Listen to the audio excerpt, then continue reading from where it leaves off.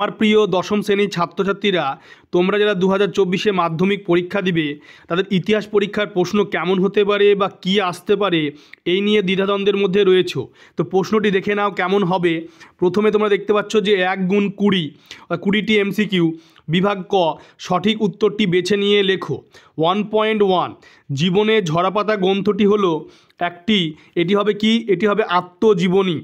এরপরে নেক্সট যে প্রশ্ন দেখতে পাচ্ছ, বিপিনচন্দ্র পাল লিখেছেন এই প্রশ্নটির কি উত্তর হবে? 70 বছর। এরপর নেক্সট যে প্রশ্ন তোমরা দেখতে পাচ্ছ সেটি দেখে নাও ভালো করে, আমি দেখাচ্ছি তোমাদেরকে। বঙ্গদর্শন সাময়িক পত্রটি ছিল এই প্রশ্নটির উত্তর কি হবে? এই প্রশ্নটির উত্তর হবে মাসিক পত্রিকা।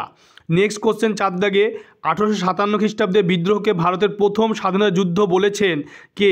এই 4টি অপশনের মধ্যে কোন অপশানটি হবে? উত্তরটি হবে বিনায়ক দামোদর সাভারকার। এবার নেক্সট যে প্রশ্ন রয়েছে সেই প্রশ্নটি ভালো করে দেখে নাও।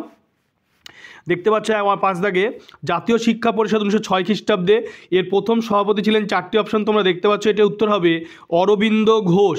এবার নেক্সট যে প্রশ্ন 6 দাগে, বাবা রামচন্দ্র কৃষক আন্দোলনে নেতৃত্ব দিয়েছিলেন।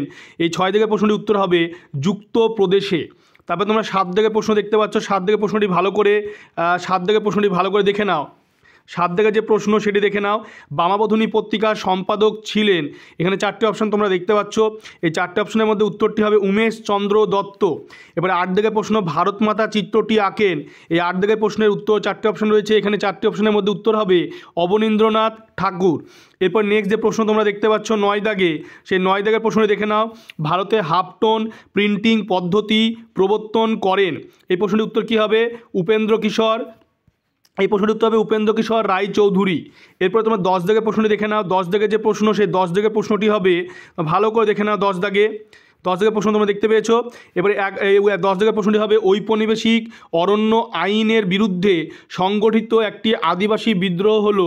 এই প্রশ্নটির উত্তর হবে চুয়ার বিদ্রোহ।